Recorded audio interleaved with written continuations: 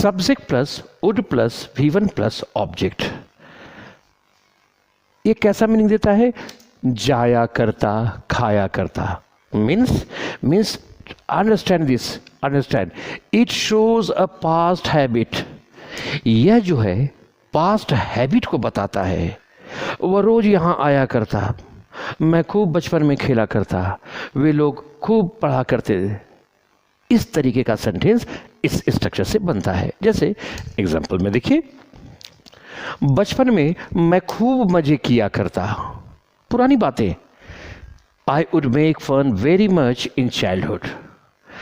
One more example is there. वह मुझसे phone पर घंटों बातें किया करता, once again old habit. तो he would talk to me over the phone for hours. ऐसी अवस्था में the kind of situation in which these sentences are written, जिस सिचुएशन में ये सेंटेंसेस लिखा हुआ है, ऐसे केसेस में हम लोग इस स्ट्रक्चर का मदद लेते हैं। पहले एक राजा इस राज्य पर राज किया करता। Earlier a king would rule over this kingdom. So in this way अब इस पर बहुत सारा सेंटेंसेस बन सकता है। वह रोज मेरे पास आया करता, he would come to me every day. मैं रोज राहुल के साथ खेलने जाया करता, I would go to play with Rahul every day. ठीक, तो इस तरीके का कोई भी सेंटेंस हो तो इस पर बनेगा। Now structure number 11, subject plus would plus be plus V4 या फिर अदर वर्ड्स। यानी सब्जेक्ट वुड बी के बाद अगर वर्ब आता है तो V4 लगाएंगे, और नहीं आता है तो जो शब्द है उसे लिख देंगे। अब ये कैसा अर्थ देगा, तो ये भी ध्यान रखिए कि note point, it also shows inference, अनुमान। यह अनुमान को दिखाता है, यह अनुमान को दिखाता है। इसे समझने के लिए एक एग्जाम्पल ले, वह इस समय पढ़ रहा होगा, यह अनुमान को बतलाता है। I am not sure whether he is reading और not, I assume that he is reading at this moment. ये अनुमान हम लगाते हैं कि भाई वो जहाँ कहीं भी पढ़ रहा होगा। तो क्या कहेंगे, वह इस समय पढ़ रहा होगा, he would be reading at this time, would be reading at this time, यानी ये V4 लगाएंगे। अब तुमको कहना है वह अभी सो रही होगी, she would be sleeping at this time। तो इस तरीके से वह खा रहा होगा, he would be eating। तो इस तरीके से कोई अनुमान होगा तो अनुमान होगा और V4 होगा, तो इसमें हम लोग इस स्ट्रक्चर का यूज करते हैं। अब हम लोग एक फ्यूचर कंटिन्यूअस टेंस पढ़े थे, उसमें क्या था, subject plus shall oblique will, यानी शैल या विल में से दोनों में से कोई एक, plus be plus V4 plus object. उसमें क्या था, वह जाता रहेगा, वह खाता रहेगा, यानी भविष्य में कोई काम होता रहेगा। An action will be happening at some time in future continuously, यही था। वह पढ़ता रहेगा, ही विल बी रीडिंग, वे लोग खेलते रहेंगे, दे विल बी प्लेइंग। तो भविष्य में कोई काम होता रहेगा। यहाँ पर है क्या, भविष्य में नहीं, काम अभी ही हो रहा है, ऐसा मेरा अनुमान है। आई assume that this action is happening at this time. तब हम लोग लगाते हैं, जैसे वह इसमें पढ़ रहा होगा, he would be reading as we discussed earlier. Now तो वुड बी है, भी है तो V4 लगाए। अगर बी नहीं है तो जो शब्द है आप उसे सिर्फ लिख दें। जैसे अनुमान आप लगाते हैं, इस सेंटेंस में काम नहीं है, आप अनुमान लगाते हैं कि वह कोई किसान होगा। अब इसमें कोई काम तो है नहीं, एक्शन तो है नहीं, वर्ब तो है नहीं, वह कोई किसान होगा, he would be a farmer. हम लोग अनुमान लगा रहे हैं। जैसे suppose I come across a person putting on a turban on his head and same time keeping an angochha on his shoulder, standing somewhere in the field. तो उसको कोई आदमी है, टर्बन है, अंगोछा है, नॉर्मली जो किसान का अपीयरेंसेस होता है वैसा बियर किए हुए है, वैसा है, और खेत में उसको देखते हैं, कहीं भी देखते हैं। तो आई अज्यूम दैट दिस पर्सन, कि ये आदमी जो है कि एक किसान होगा। इन दैट सिचुएशन हम लोग क्या करते हैं, वह कोई किसान होगा, he would be a farmer. ठीक, he will be a farmer नहीं करेंगे, नहीं।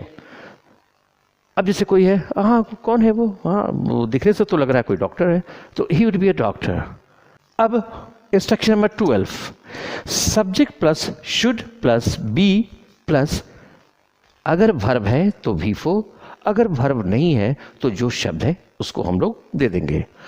और ये कैसा मीनिंग देगा, अगर सेंटेंस में वर्ब है, ये वर्ब है, तो कैसा अर्थ देगा, कोई काम करते रहना चाहिए, तुम्हें पढ़ते रहना चाहिए, उसे खेलते रहना चाहिए, अभी तो उसको आराम करते रहना चाहिए, इस तरीके का ये अर्थ देता है। All that I mean to say here is that it is advisable to someone to be in the process of doing something, कोई काम करते रहना चाहिए। जैसे example will make it further clear, तो जैसे तुम्हें इस समय पढ़ते रहना चाहिए, तो क्या करोगे, you should be reading at this time.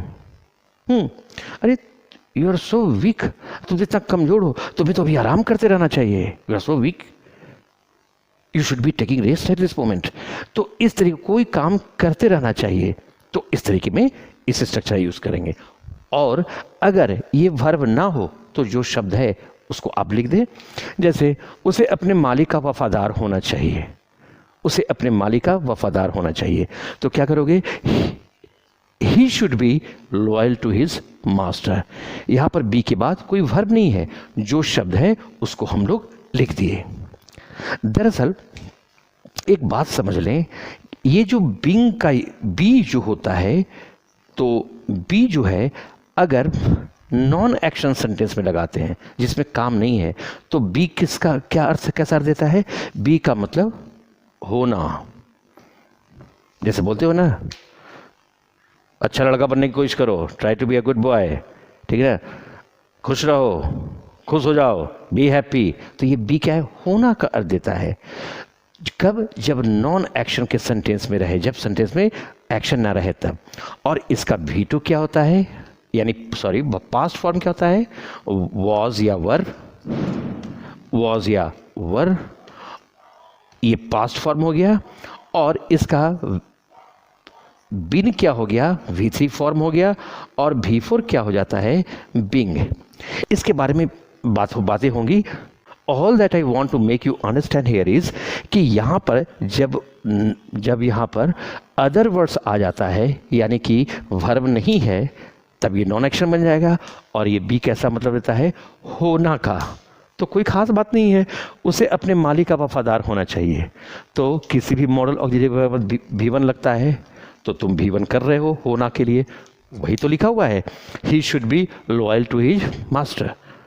नहीं, तुम्हें एक ओबीडियंट विद्यार्थी बनना चाहिए, you should be an obedient student. तो स्टूडेंट यहाँ तो वर्ब है नहीं, तो नॉन एक्शन में बी होना का मीनिंग देता है। तो बहुत ज़्यादा परेशान होने की जरूरत नहीं है, किसी भी मॉडल ऑक्सिलरी वर्ब के बाद V1 ही लगता है। आप जान चुके बी V1 है, नॉन एक्शन का सेंटेंस है, तो बी मतलब होना, जो है होता है वो यहाँ पर लिखा जाएगा, अदर वर्ड्स लिखा जाएगा, यहाँ भी और यहाँ भी।